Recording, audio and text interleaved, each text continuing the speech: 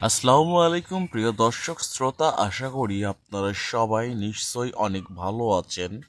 দর্শক, এখন যে ভিডিওটি আপনারা দেখতে পাচ্ছেন এটি আসলে সিসি ফুটেজ না।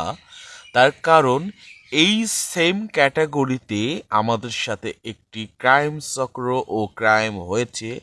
সেই ক্যাটাগরিটা আমরা সিসি ফুটেজের মাধ্যম দিয়ে সেম টু সেম হুবাহু ভাবে আমরা অভিনয়ের মাধ্যম দিয়ে আপনাদের মাঝে আমরা তুলে ধরেছি। তার কারণ সমাজে এরকম ঘটনা চলমান আছে, প্রতিটি বাংলাদেশের রেল স্টেশনে এরকম অঘটন দুর্ঘটনা ঘটছে, যা আপনারা সবাই সতর্কর সাথে সাবধানের সাথে যেন থাকতে পারেন। দর্শক, যে বিষয়টা আপনারা দেখতে পাচ্ছেন, যে বিষয়টার পরে আমরা ভিডিও কন্টেন্টটি তৈরি করেছি, এই বিষয়টি আমাদের সাথে সেমভাবে ঘটেছে ঢাকা গাজীপুর জয়দেবপুর রেল স্টেশনে।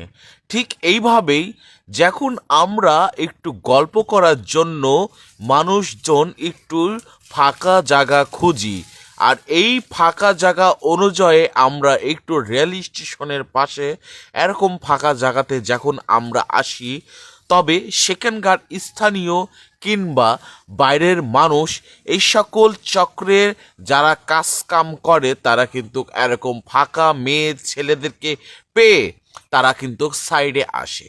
সাইডে এসে কিভাবে তার সাথে দুই নম্বরই চিটারি বাটপারি ও ক্রাইম চালচলন ঘটনা এরকম করা যায়, সেটার পরে তারা যেন একদম পারদর্শী টিচার ও প্রিন্সিপাল হয়ে যায়। তবে বিষয়টা একটু ভালো করে লক্ষ্য করে দেখা যাচ্ছে, একটি ছেলে একটি মেয়ের পেছনে ঘোরাঘুরি করে।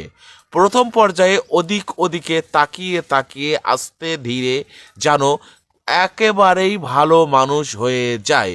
তবে বন্ধুরা, বাংলাদেশের কোনো রেল স্টেশন, লঞ্চঘাট, ফেরিঘাটে যদি আমরা একা একা ফাঁকা ফাঁকা যদি ঘোরাফেরা করি, এরকম অপরিচিত মানুষ যদি আমাদের আশপাশ দিয়ে যদি এরকমভাবে চলাফেরা ও ঘোরাফেরা করে, সেই মুহূর্তে আমাদের সবাইকে সতর্ক হয়ে যেতে হবে। তার কারণ বুঝে নিতে হবে আমার সাথে কোনো একটা দুর্ঘটনা ঘটতে চলেছে। তার কারণ নিজে সতর্ক হলে অবশ্যই বিপদ আপদ থেকে আমরা সবাই রক্ষা পাবো। তা না হলে যদি আমরা আলাভোলার মাধ্যম দিয়ে এরকম যদি বোকা থেকে যাই, প্রতিনিয়ত আমাদের সাথে এরকম দুর্ঘটনা ঘটতে পারে। তার কারণ বাংলাদেশের প্রতিটি জায়গাতে 12 বাপের 13 ছেলে বসবাস করে। এরকম ক্রাইম, সন্ত্রাস ও চাঁদাবাজদের থেকে সবসময় দূরে থাকবেন, ভালো থাকবেন।